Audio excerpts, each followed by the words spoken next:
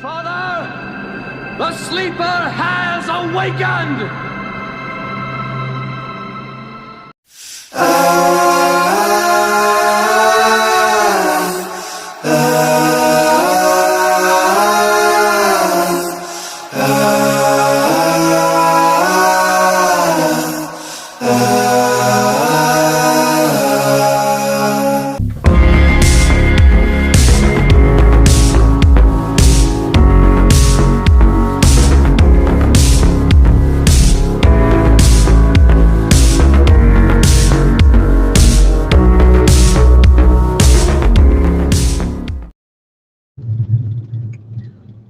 What's up, YouTube? It's Artisan MC.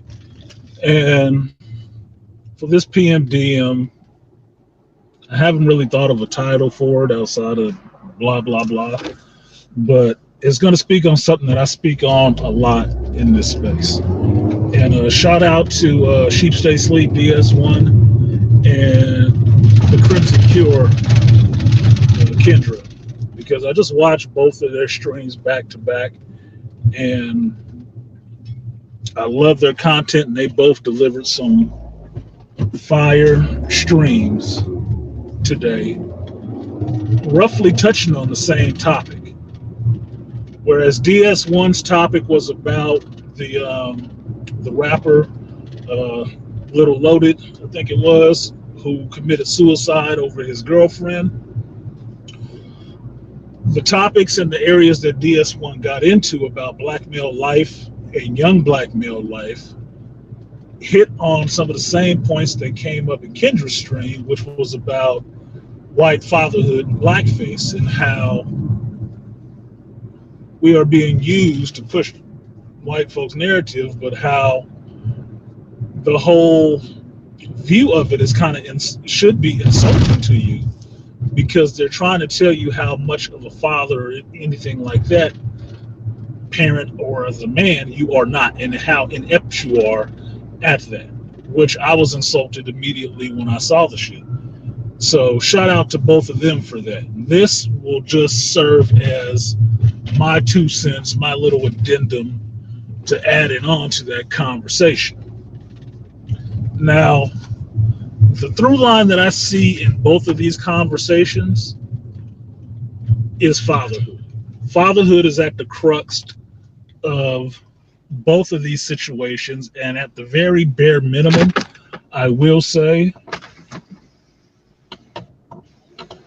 at the very bare minimum, I would say that manhood is at the crux of each one of these situations. This is what's missing from these children, and or at least the one child in question.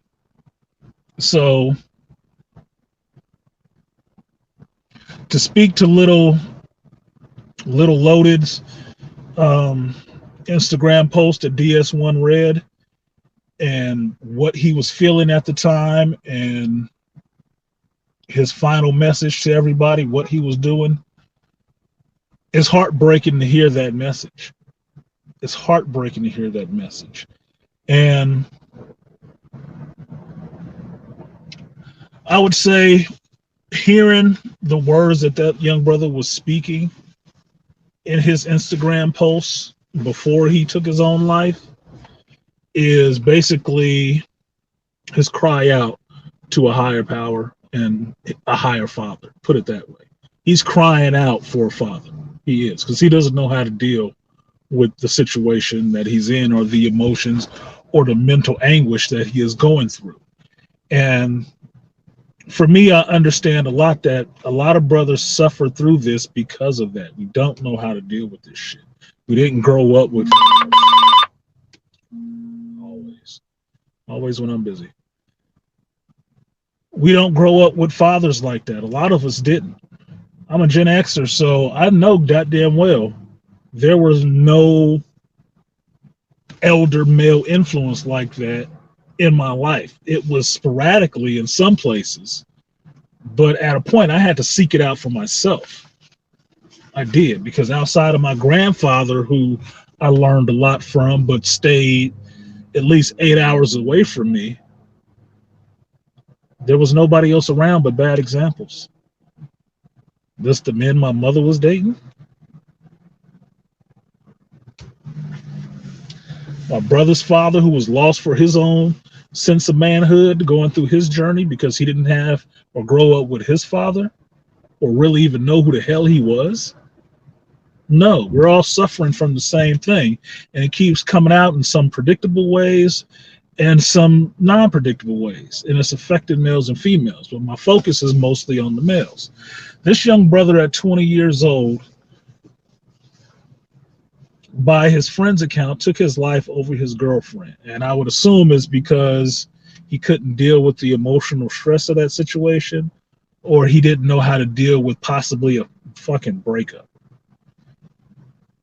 Now, whereas somebody of my age will see that as the silliest damn reason to take your life, I understand, because I was a 20-year-old black boy at one time, searching out in the world for love and somebody to be a little bit loving and caring and giving a fuck about me in that way.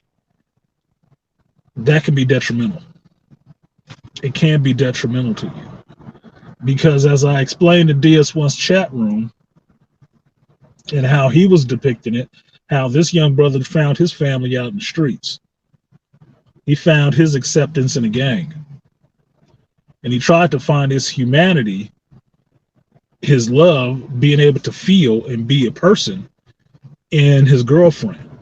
And if that was taken from him, as I said in DS chat room, it's like John Wick and his wife. That was the last connection to humanity he had. It was the only one he had. And without that, he was just a rabid animal in the streets, taking out everything he came across. Now, for Little Loda's situation, he took his own life, and that is tragic. That is tragic. I don't condone suicide in any sense of the way. I don't look favorably on it. I don't really view it in a sense of sympathy. I don't. And not that I haven't been there and had those thoughts myself, but I understand it's a fucking weakness. It's something that mentally you have to be able to get help to get past. Because I've had my dark days. In my 20s, I had my dark days. And maybe I was too chicken shit to do it, but I had my dark days. And seeing this boy do it over a female, I always think is like the worst move. It's the worst move. But I figured from that and getting through those times by myself, luckily, is that brothers need to learn, and younger brothers need to learn how to deal with their mental and emotional issues. That development is something that is sorely lacking in the Xers and the millennials and the Zs that are behind us, because a lot of us, in the general terms, are not being taught this emotional development. I've told this to many a female raising a son, to understand that your son needs you to help him with his emotional development. That's going to be key. Emotional and mental development. Not just of the fact that he can play sports or dribble a ball or get out there and earn some damn money. Look, if he's an able-bodied, even on the spectrum, and he can get a job and hold it, he can earn some damn money. That's not the most important point. What goes on up here is the most important point, because that's going to fuel this. Understand that this body is only animated by my mind. Anybody's. And if the mind is messed up, you're going to see it in the body. This brother was crying out. He needed a father. He needed an elder male in his life. And to DS1's point and to Kendra's point, he even might have needed a damn stepdaddy. Because I can't speak on what the situation was with his father, where his father was or where his father wasn't. I just know that what DS1 read from that brother's Instagram post was a boy crying out for a father, for some elder man to give 2 minutes of a fuck about him to tell him, young blood, don't do this. Don't do this over this. This is not what you get. This is not the kind of thing you give your life for. You'll get past this. This is like the smallest of issues you can go through. And it's sad, right? Because I think of, for me, all the stuff that I've been through with females and children and just dating and having relationships with people, because relationships do matter. That is not anywhere you want to be. That is not the solution to solving any of those goddamn problems. In some senses, it's a damn cop-out. But it doesn't become an option for you if you understand that you're not fighting this fight alone and you're not the only one who cares about your outcome. That there is someone else, an elder person outside of your mama, who actually gives a fuck about your life and how it turns out. That's supposed to come from your father. Because I'll use this analogy. 5 smokers standing in a circle and one of them realized he just got the diagnosis that he's dying of lung cancer. Can't look to the rest of the smokers and ask them about, do they give a fuck? Can't. It's the same thing with young 20-year-old boys having issues that are above their age limit to understand or have experience with, and turning to their other 20-year-old friends to the right and left of them, and they having the same issue. There's nobody to help them out of that muck. Their mama ain't gonna do it. She's not. Your mother is not the one who's supposed to be there to tell you all the ills of women and the dangers of dealing with women. Not to scare you off from dealing with women, just to understand there are some risks and you need to mitigate those risks or watch out for them. But you're still going to have to deal with them. That's your father's job.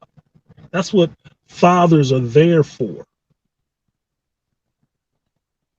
Fathers are there to be those teachers, to give you that reel on the world. Your mother can make everything cushy for you based on how cushy your father made everything for her. But she ain't going to be able to be there and tell you the real and tell you what lurks in the dark of that world, because she ain't trying to be there. She ain't taking those kind of risks, and she don't have to walk in those kind of spaces. Your father does. Men always have to walk in those spaces. That's why the shadow knows what evil lurks in the hearts of men, because he has to deal with men.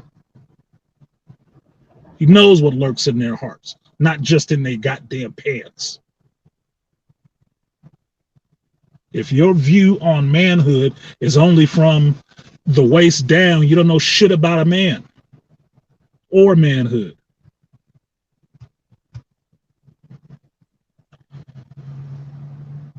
Lil Loaded was crying out for a father. And the only father that he knew of was one that was intangible to him. God. Because I best believe he wasn't writing that letter to a female God. He was writing it to the Father God.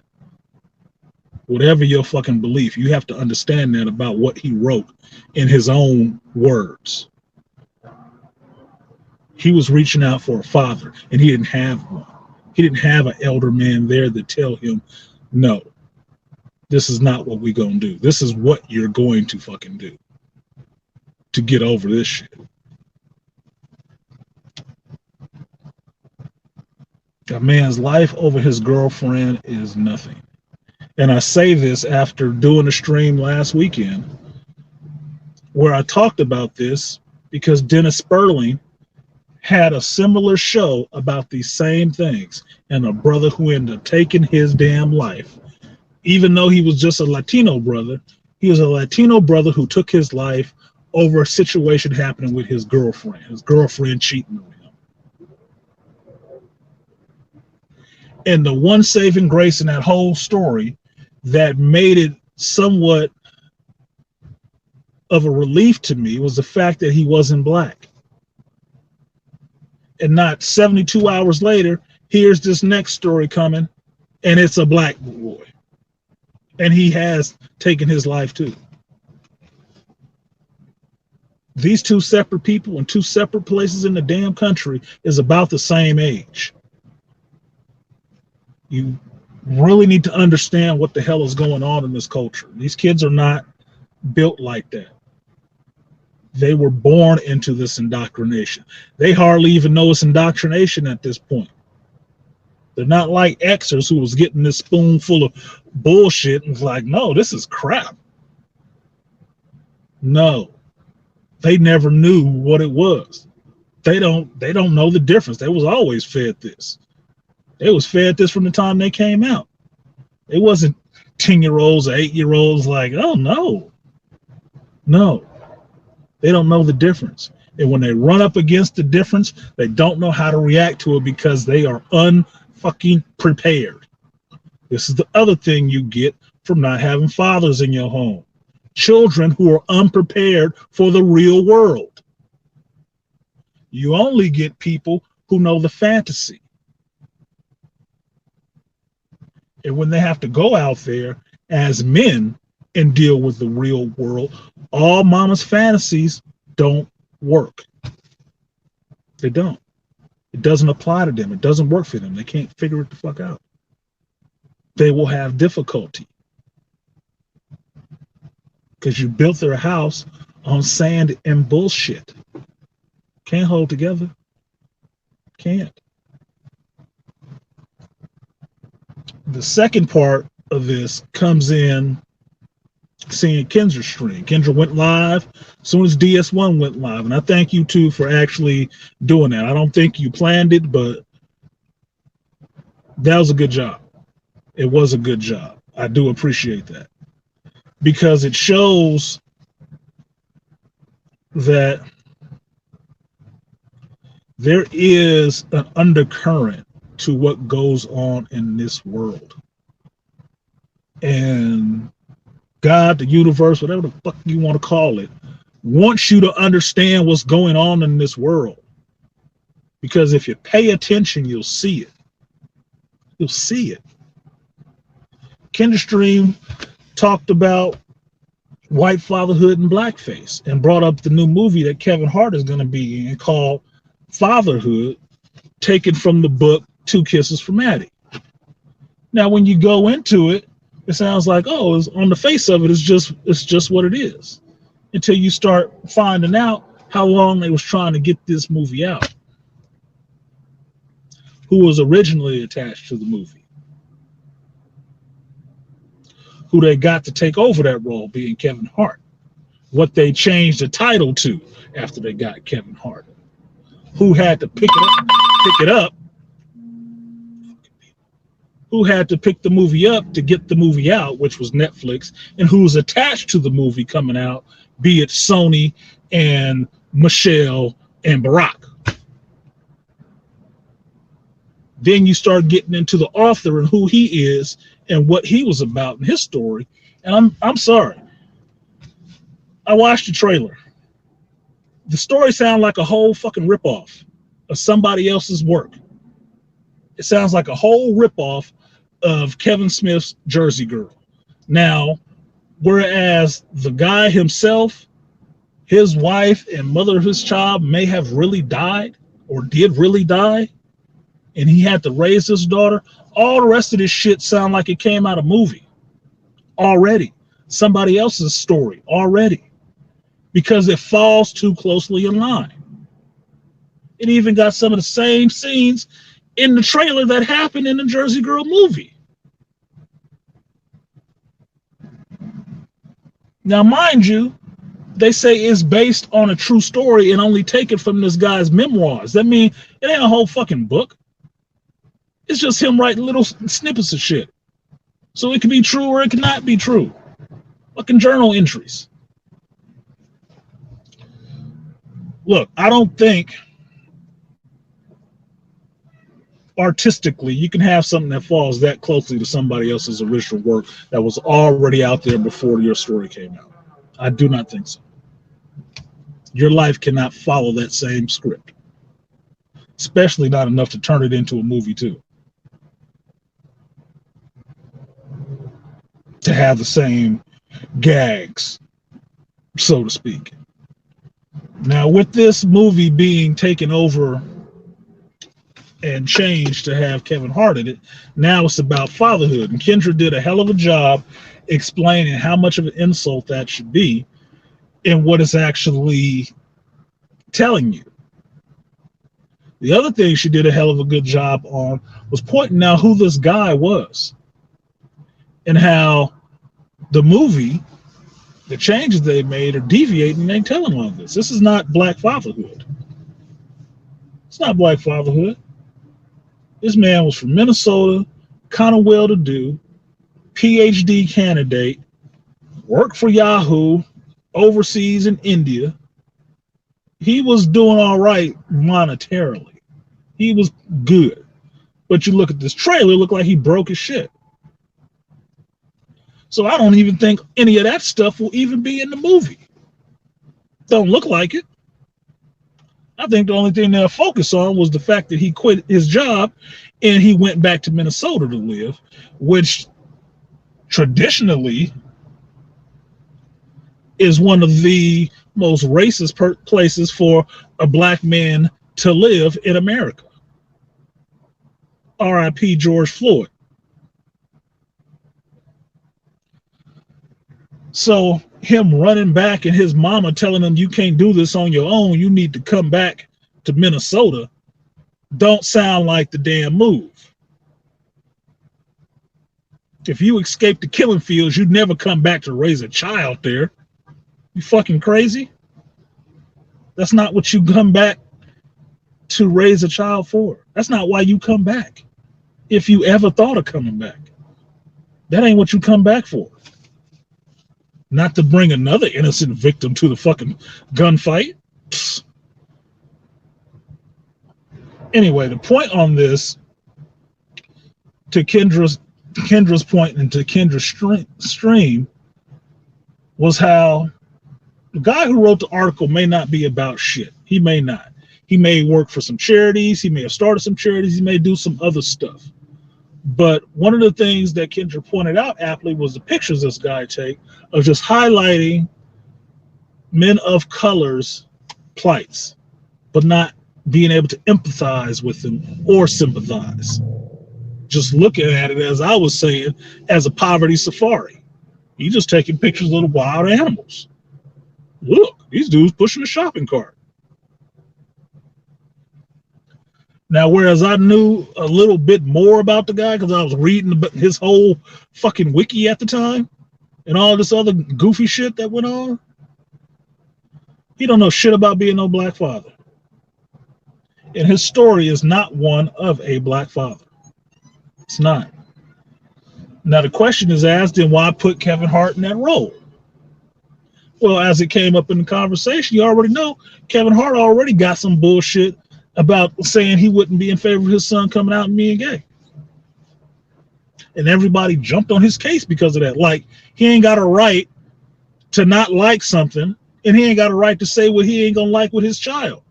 I thought he was a father, which is also a parent. Those his kids. He can do whatever the fuck he want with them, whether you like it or not. You don't parent as a father by damn committee. No, you don't.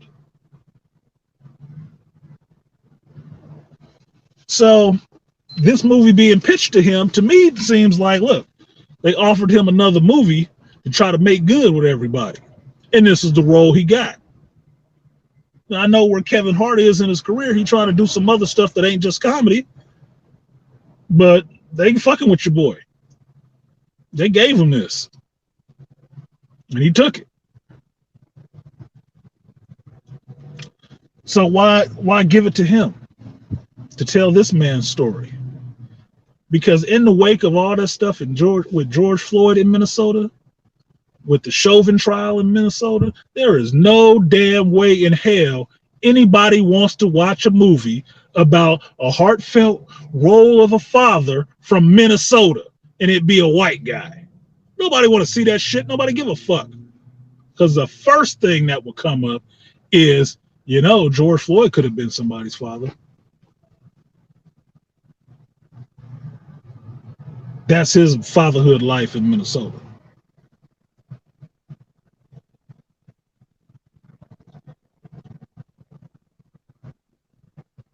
This is a soft pedal, as I said.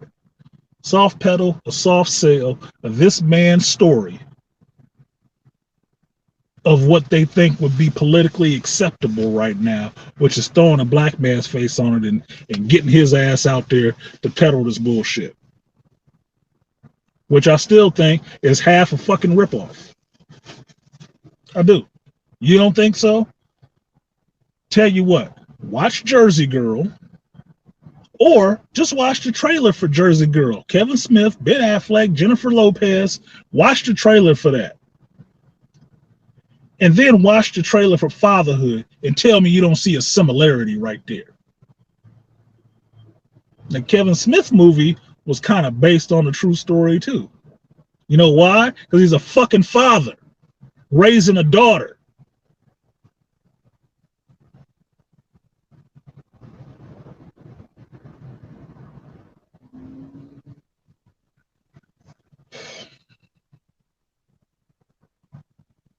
My thing is this. In this culture, and it's gone on for far too long, and it might finally be coming to a head where people are realizing this stuff and really pushing back against it. For far too long in this culture, fatherhood, males in general, has been tamped down and tried to be pushed down, snuffed out, choked with their ties, whatever you want to call it. That manhood, masculinity, fatherhood, all that shit has been under attack for so damn long that maybe finally sleeper might awaken. Maybe.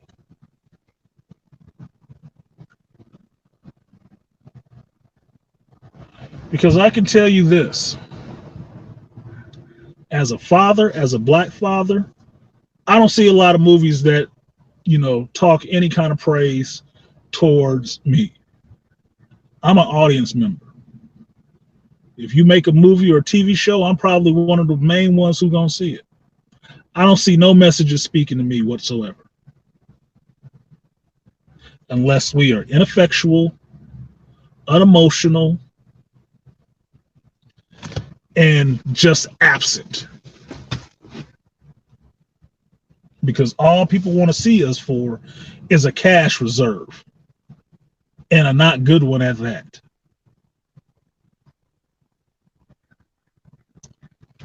So this movie on fatherhood,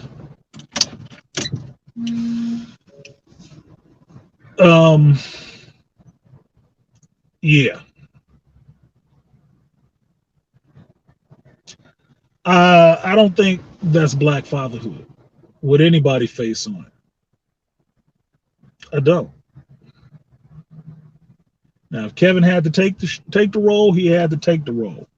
But after those comments that he made, he was going to get a little bit of blackballed. You know it. They didn't even let him host the award shows, right? He was going to get a little bit of blackball. This is his do the Dutch, come to Jesus moment for them. The fact that Barack and Michelle behind this movie should already tell you they ain't did shit for black men or black fathers in 8 years. Do you think they would put out a movie from their production company and be totally behind black fathers? Why didn't Barack do his own movie? He a father, ain't he? That seemed like it might be an interesting story. How you, as a black father of 2 daughters, become the president of the United States, and how that affects your parenting of coming from Chicago and raising your children within the public eye. Sounds like a good damn story. I would be interested to see that, since it's never fucking happened before.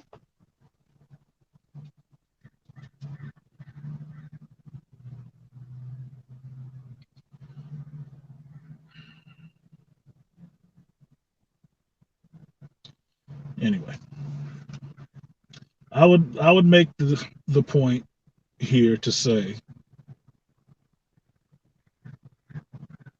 black men, my Xers, my elder millennials, look out for some of these younger black men. I'm not saying you got to go out there and father everybody in the world. I don't expect you to fucking do that. But if you have kids, you have sons, try to be effective in your son's life in some form or fashion. And if you don't have kids, try to be effectual in some young black boy's life who needs a father. You know, just like I do, it's a bunch of them out here. They need help. Stop being scared of fucking children. If you think you got 2 cents on the ball and smart enough to do a whole bunch in this world, help somebody else that looks like you. And if there ain't a black boy around for you to help, try to help one of these little black sisters to keep her from ending up in thought culture and doing any of the rest of this ridiculous stuff that you see out here. It may just be a nudge that you can give them. But in astrological terms, a nudge might be enough to keep one celestial body from running into another over enough time. Start early. Try to help these damn kids. It ain't their fucking fault. It's not. If you old enough and you wise enough and you woke enough to see what the hell is going on around you, it's your fucking responsibility to help these kids who don't know any better. Yours or not.